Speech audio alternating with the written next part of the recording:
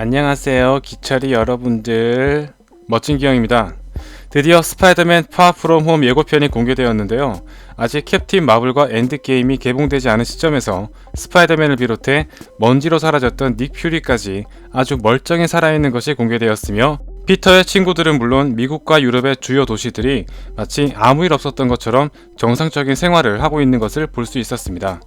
여기서 한 가지 주목할 만한 부분이 바로 피터의 여권에 연도가 표시되어 있지 않다는 점인데요. 연도가 공개될 경우 엔드게임과 파 프롬 홈의 타임라인이 아주 명확히 드러나기 때문에 트레일러에서 교묘하게 숨겼을 가능성이 크다고 볼 수 있습니다. 이럴 때는 DC가 참 속편한 것 같기도 하네요. 또한 현재 마블에서 발표한 파 프롬 홈의 공식 타임라인은 엔드게임이 끝난 후 몇 분 뒤에 벌어지는 사건이라고 언급했는데요.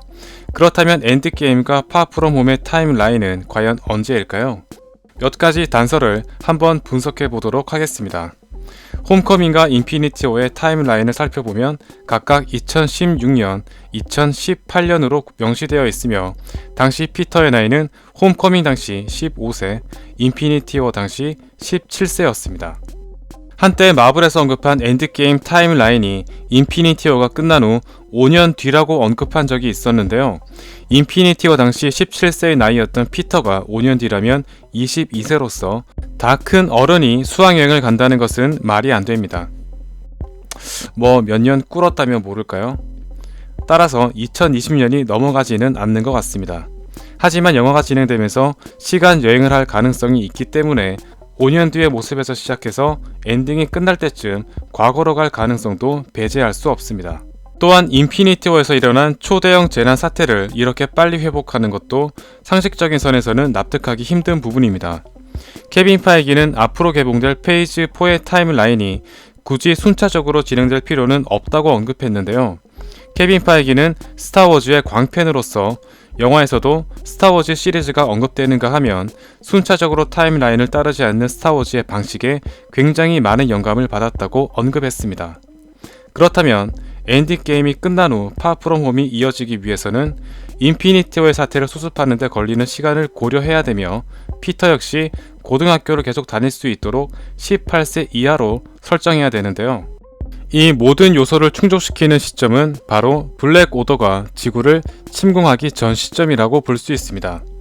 즉 엔드게임의 마지막 엔딩은 인피니티 워라는 대형 사건 자체가 과거의 시간을 되돌림으로 인해서 마블 시네마틱 유니버스의 타임라인에서 완벽히 사라졌다고 추측할 수 있습니다.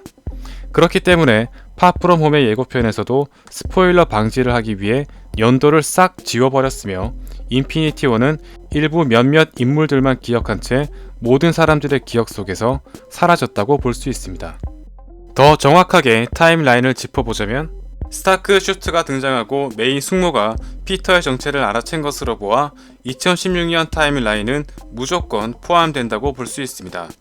또한 닥터 스트레인지의 후속편이 확정되었기 때문에 스트레인지가 수련을 마치고 도르마무를 물리치는 사건까지 포함한다면 2017년 상반기 타임라인까지는 거의 확정이라고 볼 수 있습니다. 만일 2017년 상반기 시점으로 되돌린다면 2017년 하반기에 일어난 라그나로크 사건이 없던 것으로 돼버리면서 토르의 트릴로지가 망가져버릴 수 있기 때문에 2018년 상반기 타임라인이 될 가능성이 높아 보이는데요. 즉 엔드게임의 엔딩과 파 프롬 홈의 타임라인은 2018년 상반기 타임라인 중 특정 한 부분이라고 결론을 내릴 수 있을 것 같습니다. 그런데 스파이더맨 포스터에서 런던 스티커 위에 2019년 도장이 찍혀 있는 것을 볼 수 있는데요.